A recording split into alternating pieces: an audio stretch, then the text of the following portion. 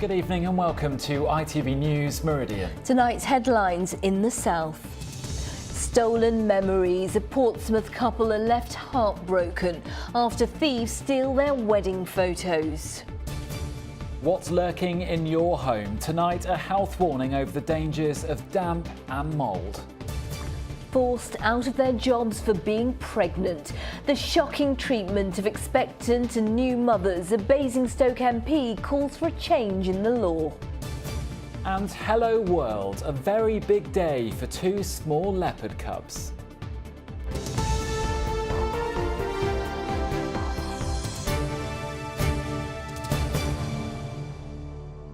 Good evening. It should have been the happiest day of their lives, but a newly married couple from Havant have been left heartbroken after all the official photographs were stolen during their wedding reception. Thieves broke into the photographer's car, parked next to the Guildhall and took camera equipment containing all the day's special memories. The couple say the photos are irreplaceable and the family are offering a £500 reward for their return. Our reporter Kerry Swain has been to meet them. Married only 4 days and in tears, what should be a happy honeymoon for this young couple overshadowed by the loss of their wedding photographs, the official record of their special day in the hands of a thief. Amateur video and pictures are all Damien and Karina Cesario have left. As they celebrated their wedding at Portsmouth Guildhall on Saturday, the window of the professional photographer's car was smashed and their precious memories stolen. The news broken by the best man. He said, "Oh, the photographer's car's been broken into." I was like, "What?" I ran down the stairs, and when I saw it, I think I nearly did cry. It was terrible. What does the loss of these photographs mean to you? Friends of ours come round on Monday, and I said, "Look," if there was £20 million in this room, and there was someone else there with them, I would give them it. You can't put a price on these things. No. You can't. They were priceless. There are moments there that we can never recreate. Like the moment when I walked down the stairs wearing my dress and Dad saw me for the first time and he started crying. The car was parked right outside the Guildhall, the camera equipment locked inside for only a few minutes while the photographer said goodbye to the happy couple. A camera bag containing 2 Canon cameras and accessories was stolen. The photographer's insurance company has agreed to cover his £5,000 loss. But the 4 compact flashcards containing 2,000 wedding photographs are priceless and irreplaceable. I don't have a photo with my mum and dad. No. I don't have a photo with... What's the killer ones are the church ones for me. There's a reward whoever hands them in, a £500 reward. We're hoping that someone out there will have a heart and will want to help us. The newlyweds are appealing to anyone who has the memory cards to put them in an envelope and post them through the door of the Guildhall. Kerry Swain, ITV News. Well, there's more on that story and all the day's news in the south on our website. Go to itv.com/Meridian. More than 3,000 people have signed a petition calling for more funding to be made available to investigate the disappearance of Damien Nettles on the Isle of Wight almost 20 years ago. Damien, who was 16 when he disappeared, was last seen on a night out with friends at a takeaway on Cowes High Street in November 1996. The petition is urging the Home Office to give Hampshire Police more funding. A man from Dorset who travelled to the Philippines to sexually abuse children has been jailed for life. David Shepherd, who's 16 from Bridport, sexually assaulted children as young as 8. He was also involved in making indecent videos. He's been sentenced to 28 years in prison. Police are continuing to question a 28-year-old man from Portsmouth about the discovery of a man's body in a garden in Southsea. Officers were called to Outram Road yesterday morning. Talks are underway in an attempt to end one of the industrial disputes affecting Southern Rail. The RMT union are meeting with rail managers in London to discuss the proposed closure of ticket offices. The row is separate to the ongoing dispute about guards on trains. Now it can grow behind walls, below floors, and even makes a home in our food. Tonight there's a warning that mould and damp in our homes could cause serious illness. Jenny Ellingford from Sussex developed a fungal infection after her home was flooded, leaving her critically ill. Now Jenny, who suffers from asthma, one of the most at-risk groups, is urging others to be made aware of the dangers. Malcolm Shaw has more. There are many times when Jenny Ellingford needs this nebuliser to help her breathe. Jenny has suffered from asthma for much of her life, but her health has declined dramatically in recent years, at times leaving her critically ill. Eventually, doctors discovered that Jenny had a condition called aspergillosis, caused by a fungal infection. What this has done now, it's just going to be with me for the rest of my life. I don't know if it's going to shorten my life. I don't know how long I've got. You know, and each time I have an attack, it seems to be worse than the time before. Jenny's home in Sayers Common suffered flooding in 2005, but a dispute with her insurers meant it was 5 years before the property was fully renovated. While the damp remained, a white mould repeatedly appeared on the floorboards. I had no idea when I was clearing up this mould and getting down really close and scrubbing the floorboards, and I had no idea that I was actually inhaling the spores, because that's potentially what I was doing. The aspergillus fungus is widespread, found in compost heaps, heating systems and even pillows. The spores are harmless to most of us, but can cause serious health problems for people with asthma or weakened immune systems. There is good treatment for this. First of all, we treat the asthma in the normal way, and if people have infestations of aspergillosis, which we can often recognise on a chest x-ray, we can treat that either with steroid tablets, which are very effective, or even antifungal drugs, which are now fairly readily available. But diagnosis came too late for Jenny Ellingford. On bad days, she needs to wear an oxygen mask. The damage from aspergillosis now irreversible. But Jenny works with the British Lung Foundation, running a support group to help other victims. Malcolm Shaw, ITV News, Sayers Common. People are being asked for their views on plans to build more than 1,200 homes in Ringwood. New Forest District Council is reviewing 3 sites for developments over the next 20 years. These include north and south of Moortown Lane, between Eastfield Lane and New Owl Lane, and land next to Snells Lane in Blashford. The site of a major landslip at Wrecklesham in Surrey, which closed the railway for 3 weeks in April, is to be repaired. The embankment was strengthened on the Alton to Farnham line. Now a wall will be built to stop it from slipping again.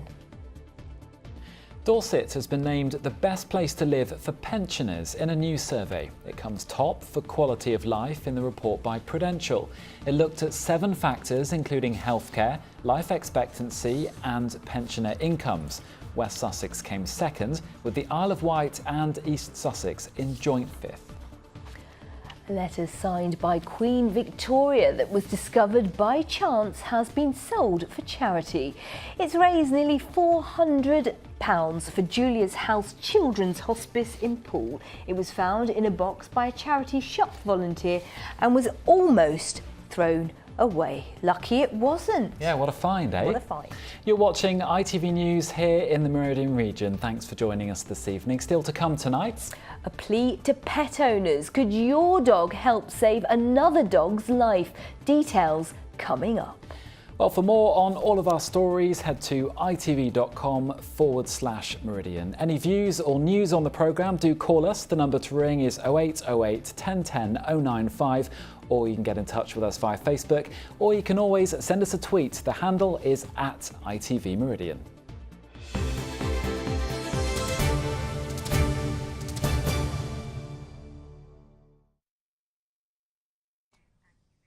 Now, ITV News has been given special access to a research project into why apes in zoos are prone to getting heart disease. One British zoo is heading the Europe-wide research in the hope it'll help protect the future existence of gorillas and other great apes. Well, in the wild, many of the species are on the verge of extinction. Kevin Ashford's report does contain some pictures of surgery on apes. It's a health check with a difference. The patient is a chimpanzee and a vet is carrying out an electrocardiogram, or an ECG, to see how the chimp's heart is performing. It's a procedure carried out under anaesthetic, as chimpanzees can be dangerous, and the only cameras allowed are those attached to the veterinary staff. Electrical activity is really important for the way that the heart beats, and we can get a lot of information about the rate and the rhythm of the heart and the way that that wiring all the way through the heart works just from this one ECG. The reason for the checkup is to try to find out why great apes are susceptible to getting heart disease. It is a significant problem, certainly for captive apes. We know that as they're the easiest to study. However, no one knows why, but initial findings suggest the heart disease is not connected to the fact that the animals are kept in zoos. I think the big surprise is the common heart disease in humans and not what we're seeing in the apes. We're not seeing cholesterol problems and that kind of thing. Maybe because these guys are on a good diet, actually. We tend not to have obesity in these animals, and they exercise really well, and you can see the bulk of them as well. They're really quite fit. It's maybe just one of those things, every creature's going to have heart disease, kidney disease, liver disease of some sort. But what's really interesting for us is not treating them like little humans, actually doing some science and looking at the actual chimps and gorillas and bonobo and orangs and what do they get and what do they need. Now, it's not just live apes that are being studied. Hearts from apes that have died in zoos right across Europe are now being sent to this laboratory for examination. What we often see in these hearts that are affected is this mottling of the tissue. The research is seen as vital in helping ensure the survival of species that in the wild are under severe threat of extinction because of hunting and the destruction of habitats. So any findings could be crucial. What we're seeing in these animals is actually a degeneration and death of the heart muscle and replacement by a scar tissue which stops it working properly. Animals in zoos play a really, really important role in conservation, and that population needs to be self-sustaining, so we need those animals to be healthy and to be breeding, and therefore any disease that causes them to be unwell or to unfortunately die is obviously a concern for the population and the conservation of the species as a whole. It will be a number of years before there are any definitive answers as to why great apes get heart disease, but this research project could be key in preventing the species from dying out forever. Kevin Ashford, ITV News. Fascinating stuff. Now, pregnant women and new mums are still being discriminated against in the workplace, a government report has highlighted. Shocking figures from the Women and Equalities Committee that's chaired by Basingstoke MP Maria Miller reveals since 2015, 54,000 women have been either dismissed, forced to take redundancy or treated badly at work. Charlotte Wilkins has been looking at the issue.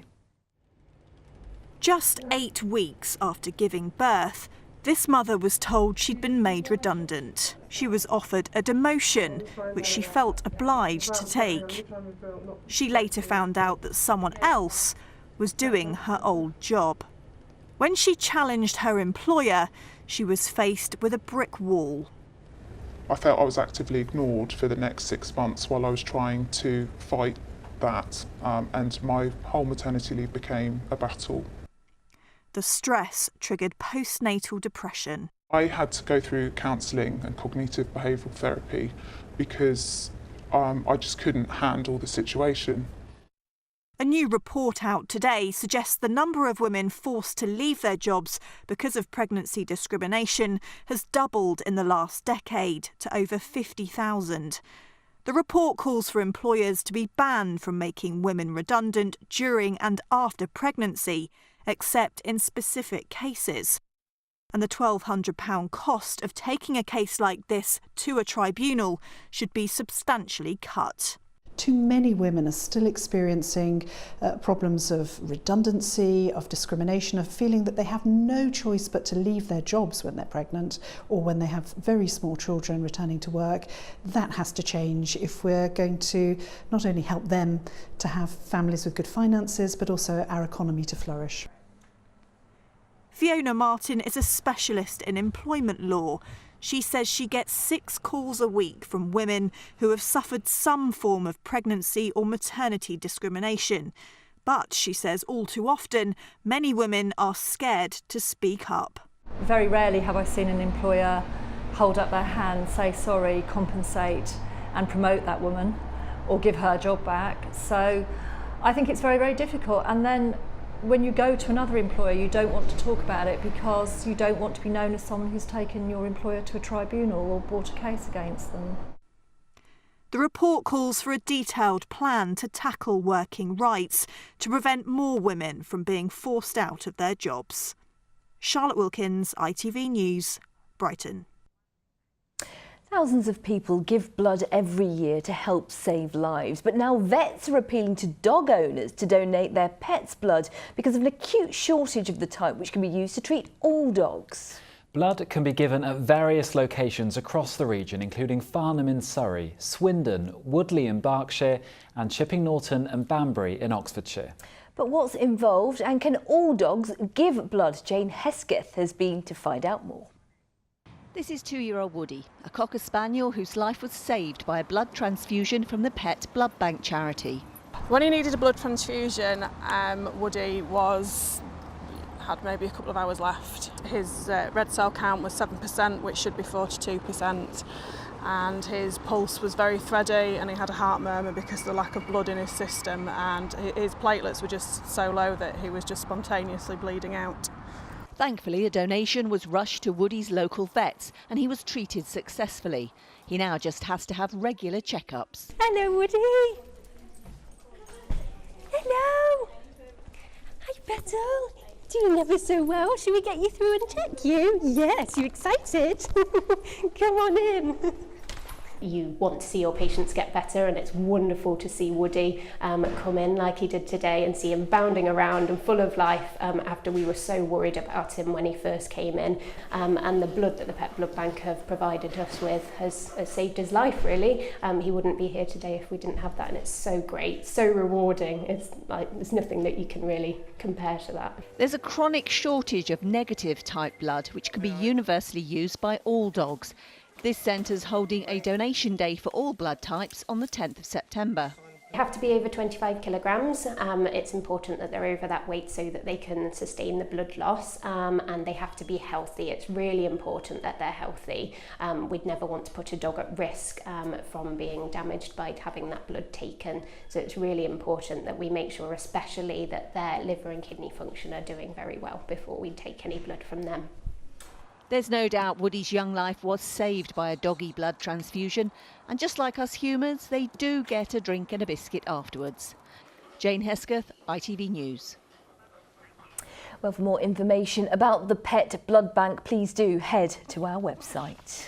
Now, 13 years ago, ITV viewers said farewell to a comedy drama which in many ways defined a generation. Yes, Cold Feet was the story of a group of friends dealing with the trials and tribulations of life. Well, on Monday night, it's back, and Tim Scott has been to talk to the cast: James Nesbitt, Hermione Norris, John Thompson, Faye Ripley and Robert Bathurst. Wake up to reality.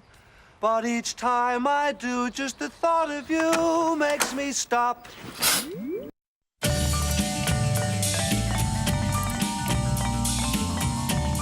It's been 13 years since we last met the cast of Cold Feet.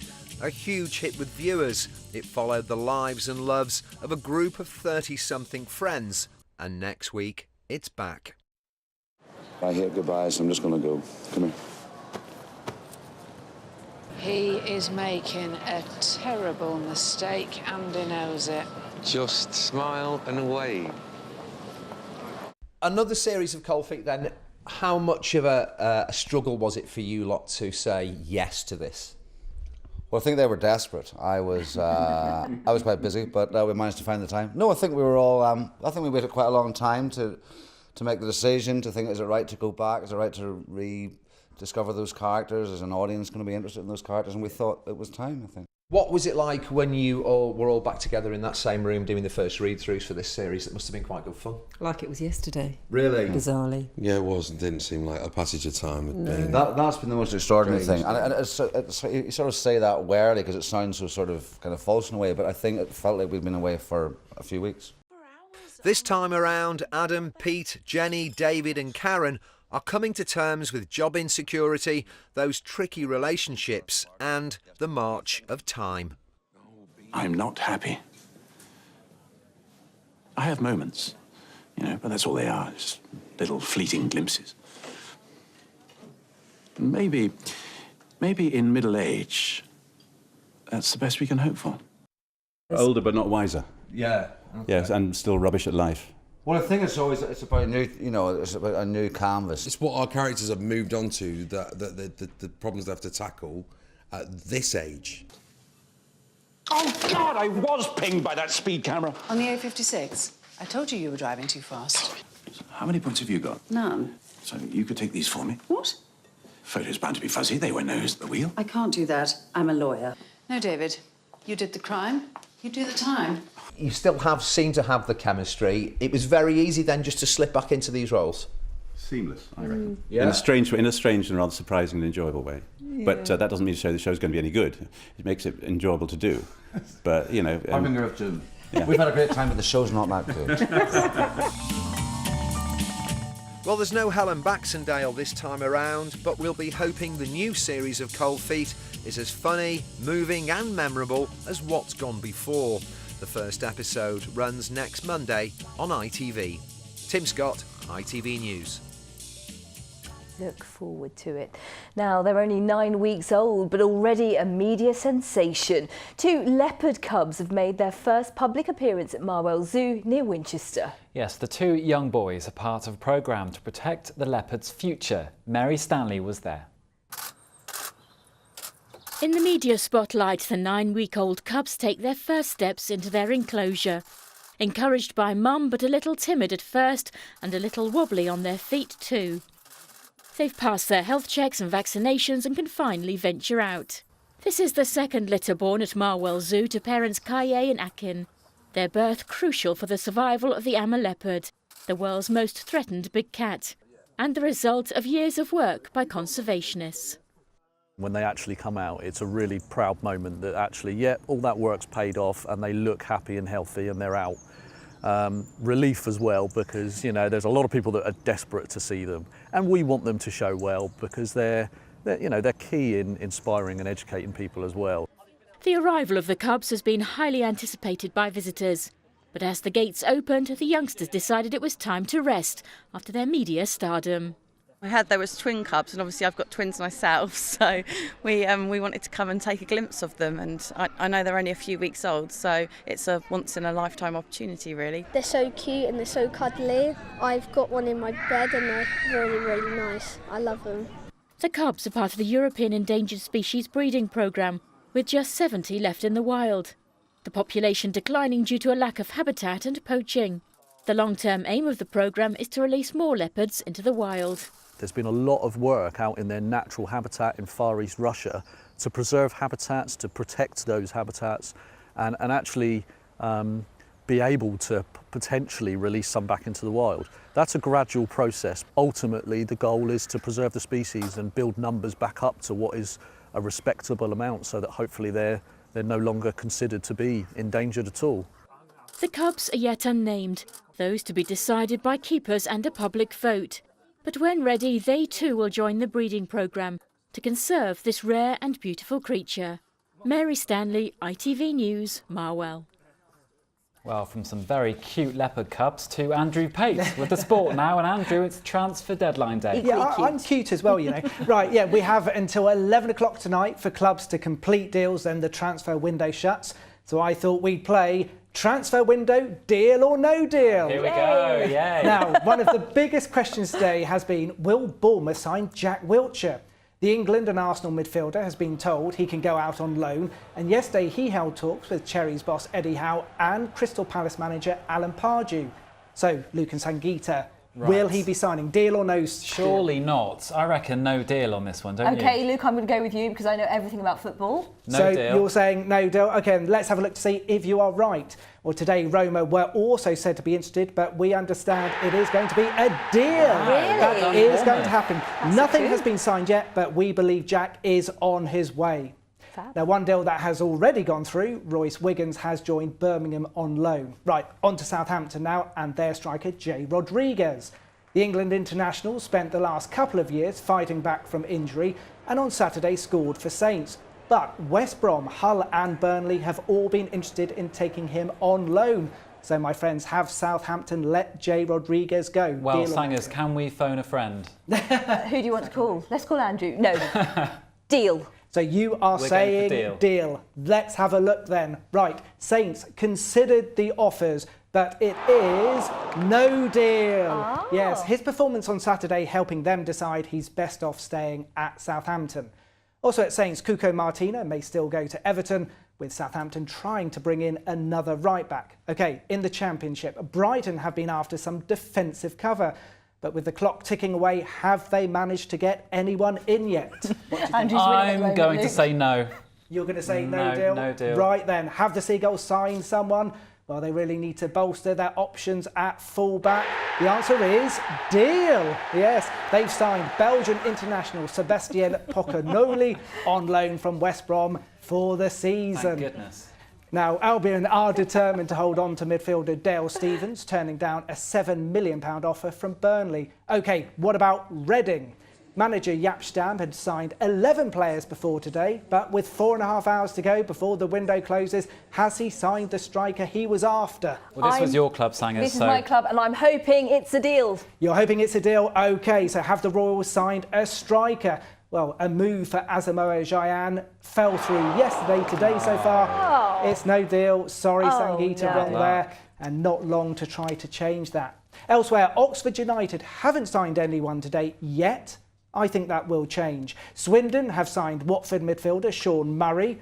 No signings for Portsmouth, as expected, having already brought in 13 players this summer. So finally, Crawley Town, any deals in?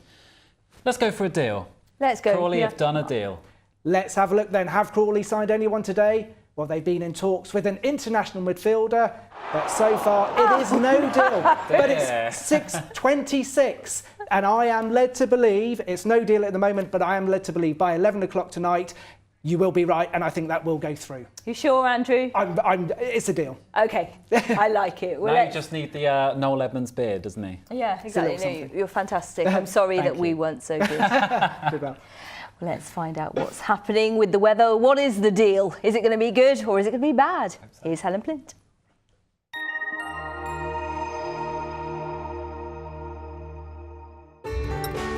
From blizzards to pool, driving through Europe, Eurotunnel the Shuttle sponsors ITV Meridian weather. Hello there, very good evening to you. Well, today marks the end of the meteorological summer, but the good news is the sunshine will stick around for another day at least. This all lies ahead of a pretty unsettled weekend, though. So you can see at the moment high pressure is very much in control, dominating things across the south for the time being. But come Friday and into Saturday, this low pressure working its way in from the west brings with it some rain at times. It could well be heavy through the latter stages of Saturday and strengthening winds for a time as well. Not the case overnight tonight, though. At least it'll be quiet for the time being. Some breaks in the cloud, allowing a good view of the night sky. A little bit cooler as well. Lows of around 12 or 13 degrees, fairly widely, but feeling fresher, so potentially a little bit easier to sleep. And throughout the day tomorrow, well, as you can see, there will be lots of sunshine throughout the morning into the afternoon, potentially turning a little bit more hazy and slightly cooler once again, highs of 21 degrees, but find a sunny spot and there'll be very little to complain about. I'll leave you now with the high tide times over the next 24 hours, and at Portland, it's high tide at around 20 to 8 and 10 to 8 in the evening. Bye for now. Eurotunnel the Shuttle sponsors ITV Meridian weather.